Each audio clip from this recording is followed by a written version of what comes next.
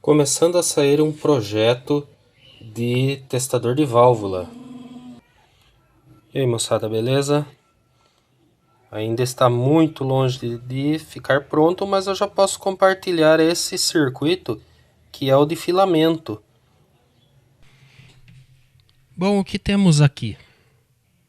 Eu fiz um circuito para a alimentação dos filamentos em corrente contínua com uma fonte variável.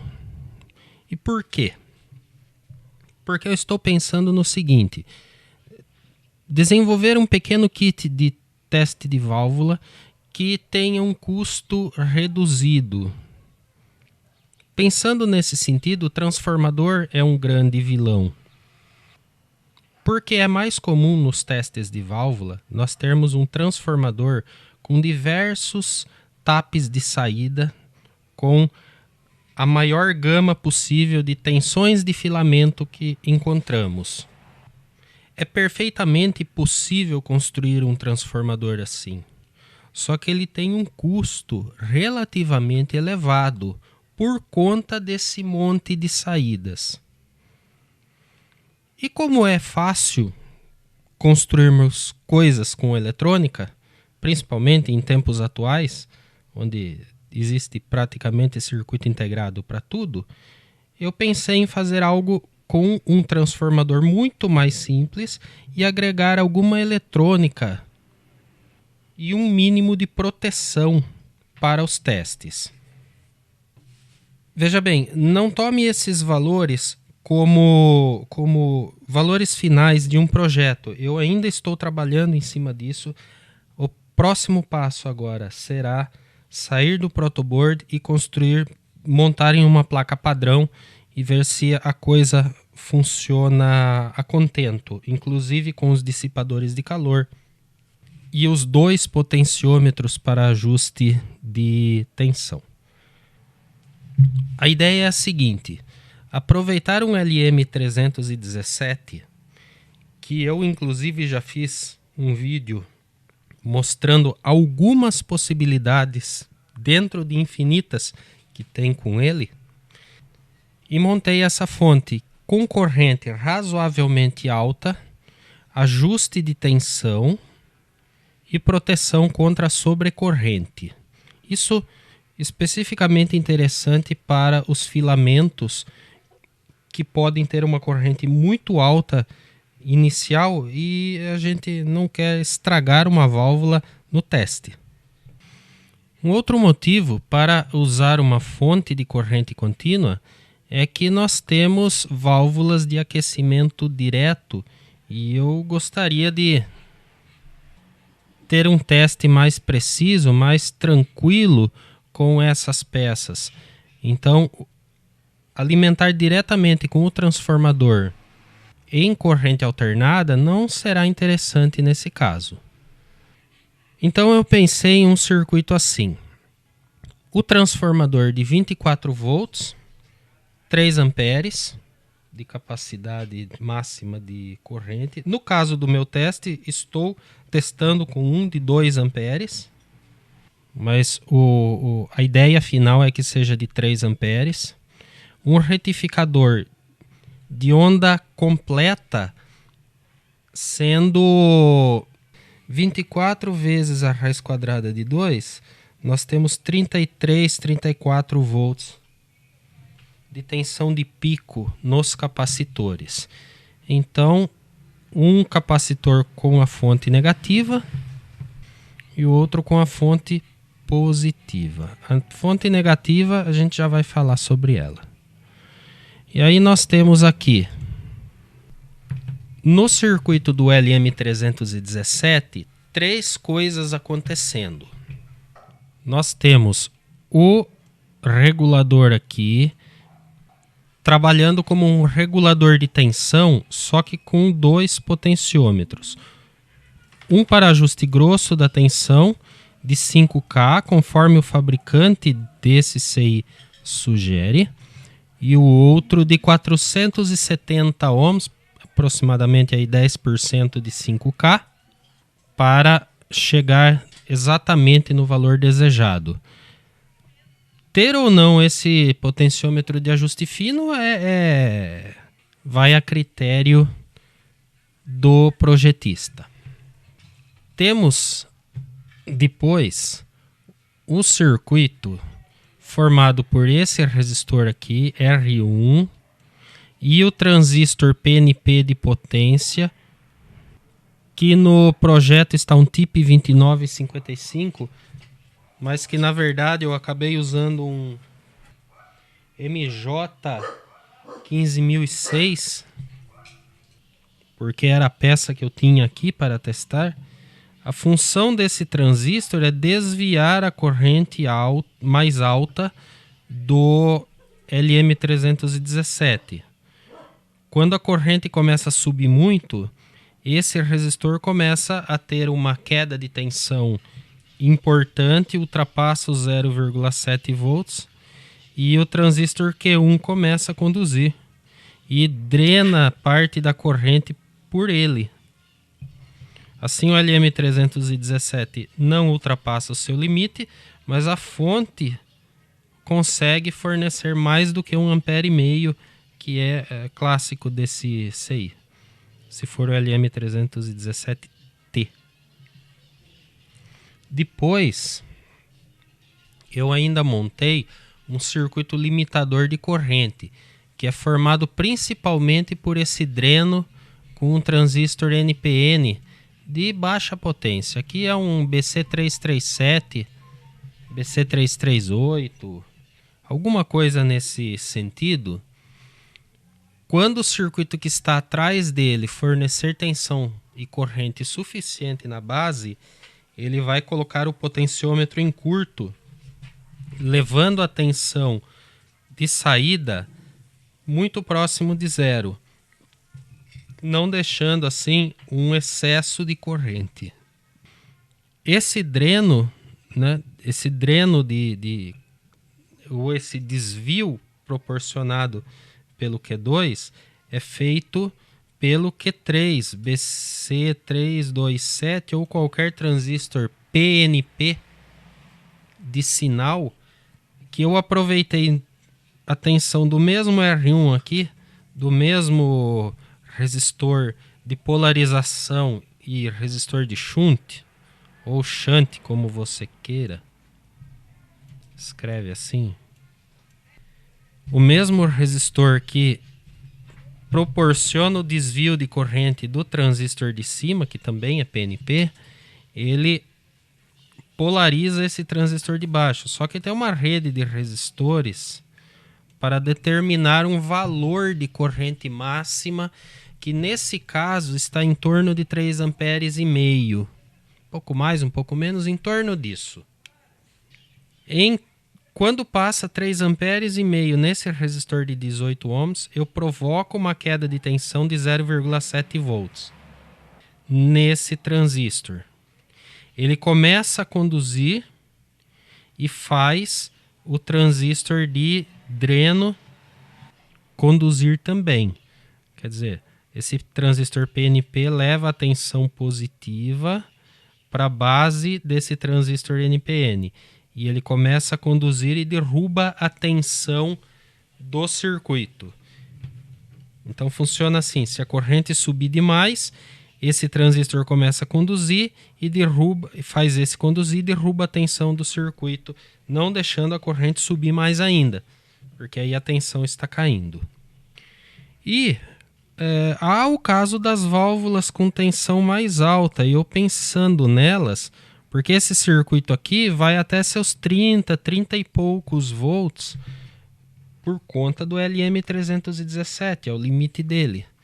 Então, pensando nisso, eu peguei a parte negativa da fonte, que eu não havia usado ainda, e coloquei numa chave, nessa chave aqui.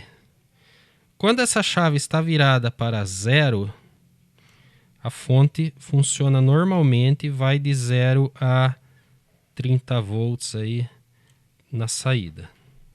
Quando ela está na posição de 30 volts, eu pego essa tensão negativa de menos 30 e coloco do lado de baixo da minha saída.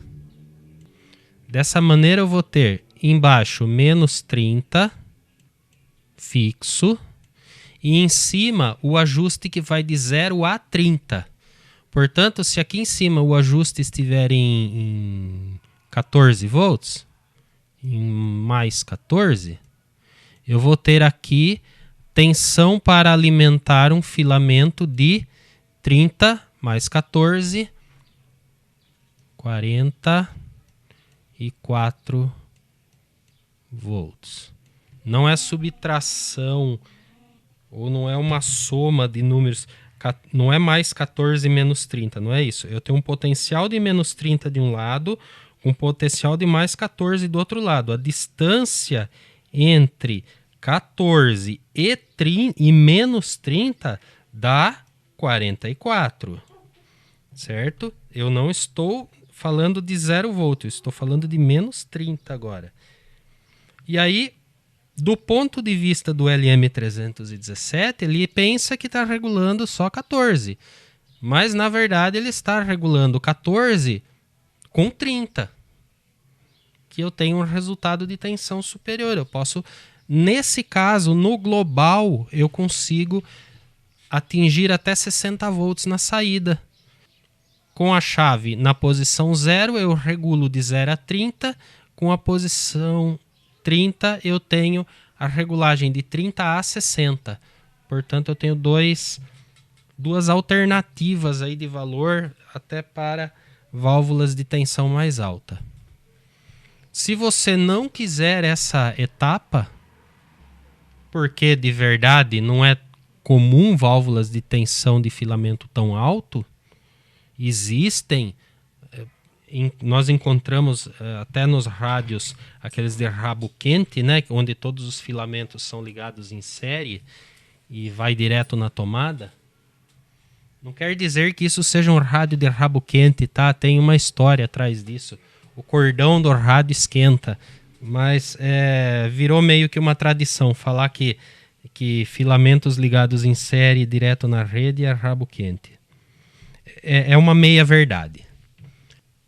No fim tem um capacitor para ajudar na estabilização do funcionamento do CI. Ele se comporta melhor, ele vibra menos a tensão na saída com o capacitor. E um resistor de valor alto para descarregar esse capacitor quando nós desligamos o circuito e também quando nós ajustamos a tensão para menos. Tem que ter alguém aqui para drenar essa energia acumulada no capacitor. Todos os testes que eu fiz até agora, muito bem, funcionaram.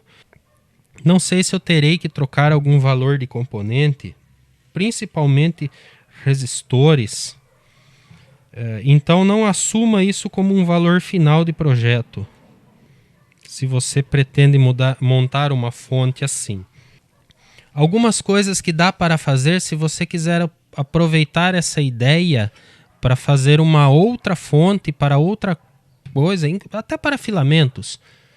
Você pode colocar aqui um potenciômetro no lugar desse R3 para regular a corrente de limite. Assim você vai fazer esse transistor Q3 conduzir antes ou depois do valor que eu coloquei e dessa forma alterar a corrente máxima.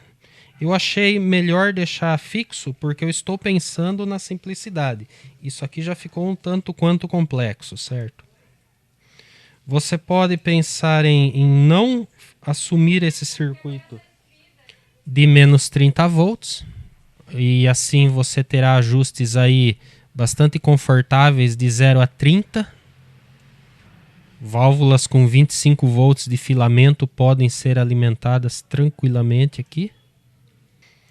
Um outro detalhe, eu coloquei esses dois diodos aqui nesse circuito com um resistor. Esse resistor tem que ter potência alta, 1 watt no mínimo. Aqui, por quê? Eu acabei gerando uma tensão de menos 1 volt, menos 1, alguma coisinha por conta da tensão de barreira dos diodos, para puxar a tensão do LM mais para baixo. Porque de fábrica ele regula de 1.25 ou 1,5 até 30 e poucos volts. Mas, para uma proteção melhor contra curto-circuito, porque afinal, se estiver em curto-circuito e saindo 1,5 V, ainda tenho curto-circuito com corrente alta, tensão baixa e corrente alta.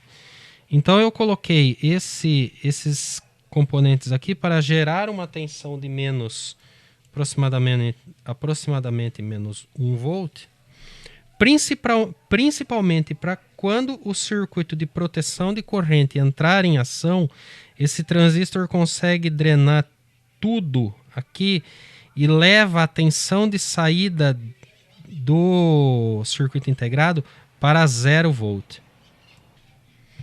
E assim eu evito o curto-circuito. Esse CI abre completamente, ele vira uma chave aberta, eliminando qualquer problema maior. Na bancada nós estamos assim. O Fremo está numa pequena pausa agora, aguardando a chegada de 2 válvulas para ele. Na verdade, uma, né, é a saída de a última frequência intermediária, que está com a válvula errada e fraca. Então, chegando a válvula boa, nós vamos continuar. Ainda não solucionei a questão do ferrite quebrado dentro da bobina de frequência intermediária. Como eu estou esperando válvula, aproveitei para, nesse momento, trabalhar um pouco aqui no nosso testador de válvulas. E o mesmo proprietário desse Fremo mandou também digamos assim, um irmão dele, só que o amplificador de potência. Um amplificador pequeno, mais ou menos no formato do Fremo, só que estéreo, valvulado, com algumas chaves interessantes, que vai ser muito interessante nós apreciarmos o funcionamento dessa outra máquina. Chegou também um pequeno Motobras de um amigo meu para dar uma geral. É mais limpeza, calibração, está funcionando. E por enquanto é isso, é o que deu para fazer essa semana muito corrida. Espero que você tenha gostado. Se gostou, deixa um joinha, se inscreva no canal, considere a possibilidade de se tornar um assinante do canal, ou por aqui pelo YouTube no inscreva-se, ou no assine, ou no join, ou pelo apoia-se. E também lembramos do curso de eletrônica valvular que está disponível, que está à venda. O link aqui embaixo na descrição do vídeo. O primeiro link, inclusive. Alguns já terminaram o curso, mas a amizade continua. Aquele grupo secreto no Zap continua. Estamos trocando algumas figurinhas aí, algumas informações. E ficamos por aqui. Até a próxima. Um grande abraço.